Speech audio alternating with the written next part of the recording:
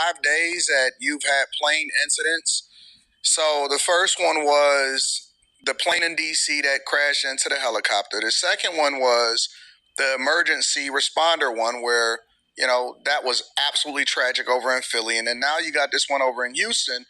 And I don't know what to make of it. You know what I'm saying? Because planes are inherently much more safer than cars. And I say this all the time. You're much more likely, probably a million times more likely to die in a car accident than in a plane crash or something like that. But this doesn't necessarily bode well for the safety of Americans or the belief in the system of Americans. And also, here's another caveat with this whole thing, is that two of these planes are American Airlines planes. So now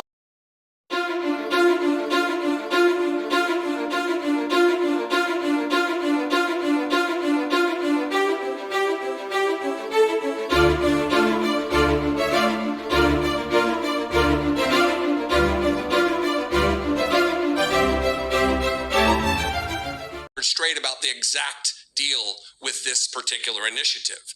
Here's the headline from the Washington Post. Trump launched air controller diversity program that he now decries. At news conference, Trump read a list of disabilities he calls disqualifying, but his administration started such hiring in 2019. Here are the facts. Under targeted disabilities is now dead, but the Wayback Machine retains links from June 2017 and January 2021 that show the page was unchanged during Trump's tenure. The list, remember the list that Donald Trump named and that Jesse Waters just named, except Jesse Waters, he didn't read it correctly.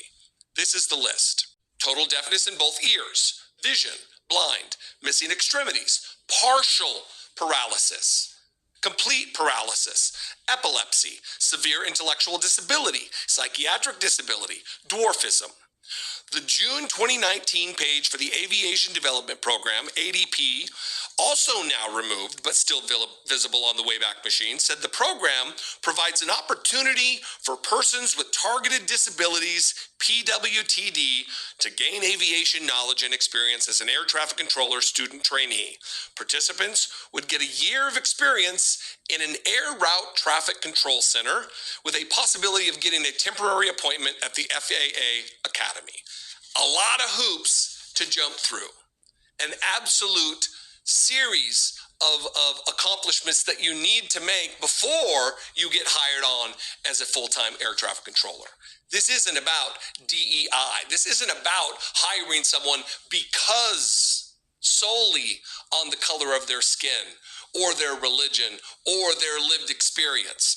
This is about finding qualified people who are also members of those different ethnicities. Point out that various articles that appeared prior to my entering office, and here's one. The FAA's diversity push includes focus on hiring people with severe intellectual and psychiatric disabilities. That is amazing.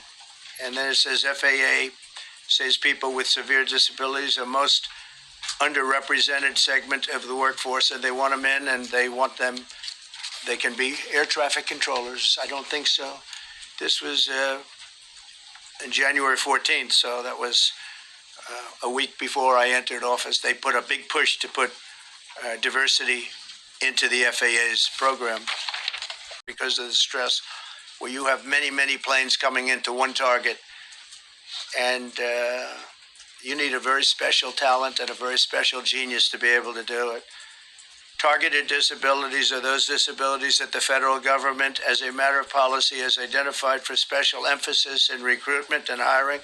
The FAA's website states they include hearing, vision, missing extremities, partial paralysis, complete paralysis, epilepsy, severe intellectual disability, psychiatric disability, and dwarfism all qualify for the position of a controller of airplanes pouring into our country, pouring into a little spot, a little dot on the map, a little runway.